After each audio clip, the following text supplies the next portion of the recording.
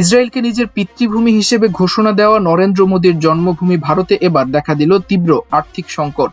মধ্যপ্রাচ্যের চলমান সংঘাতের প্রভাবে আন্তর্জাতিক বাজারে তেলের দাম বেড়ে যাওয়ায় চাপের মুখে পড়েছে ভারতের মুদ্রা রুপি।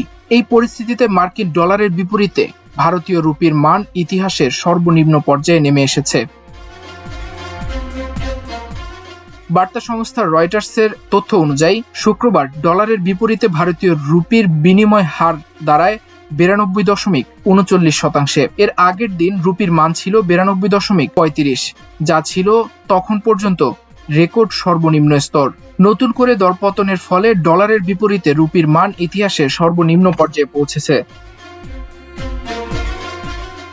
বিশ্লেষকদের মতে মধ্যপ্রাচ্যে ইরানকে ঘিরে উত্তেজনা ও সংঘাত শুরুর পর থেকেই আন্তর্জাতিক বাজারে জ্বালানির দাম বাড়তে থাকে। এতে তেল আমদানি নির্ভর দেশ হিসেবে ভারতের অর্থনীতির উপর বাড়তি চাপ তৈরি হয়েছে।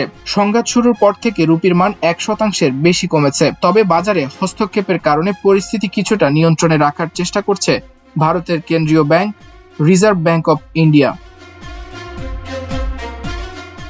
একই সময়ে আন্তর্জাতিক বাজারে অপরিশোধিত তেলের দাম দ্রুত বাড়তে শুরু করেছে। বর্তমানে প্রতি ব্যারেল তেলের দাম প্রায় $100 কাছাকাছি পৌঁছেছে। সেখানে মধ্যপ্রাচ্যের উত্তেজনা শুরুর আগে এই দাম ছিল প্রায় $70। তেলের দাম বাড়ায় ভারতের আমদানি ব্যয় বেড়েছে এবং অর্থনীতিতে নতুন অনিশ্চয়তা তৈরি হয়েছে। ভারতীয় সংবাদ মাধ্যম এনডিটিভি জানায়, জ্বালানির দাম বৃদ্ধি ও রুপির অবমূল্যায়নের প্রভাব ইতোমধ্যে দেশটির মূল্যস্ফীতিতে পড়তে শুরু করেছে। সরকারি তথ্য মতে ভোক্তা মূল্য সূচক অনুযায়ী খুচরা মূল্যস্ফীতি ফেব্রুয়ারিতে বেড়ে 3.21% দাঁড়িয়েছে, যা জানুয়ারিতে ছিল 2.74%। প্রায় 10 মাসের মধ্যে এটিই সর্বোচ্চ মূল্যস্ফীতি। খাদ্যপণ্যের দামও বেড়েছে। আগের মাসে খাদ্য মূল্যস্ফীতি ছিল 2.13%, যা ফেব্রুয়ারিতে বেড়ে 3.47% দাঁড়িয়েছে। নতুন সংশোধিত ভোক্তা মূল্য সূচকে ভিত্তি বছর ধরা হয়েছে 2024 এবং ভোগ্যপণ্যের তালিকায় 299টি থেকে বাড়িয়ে 358টি করা হয়েছে।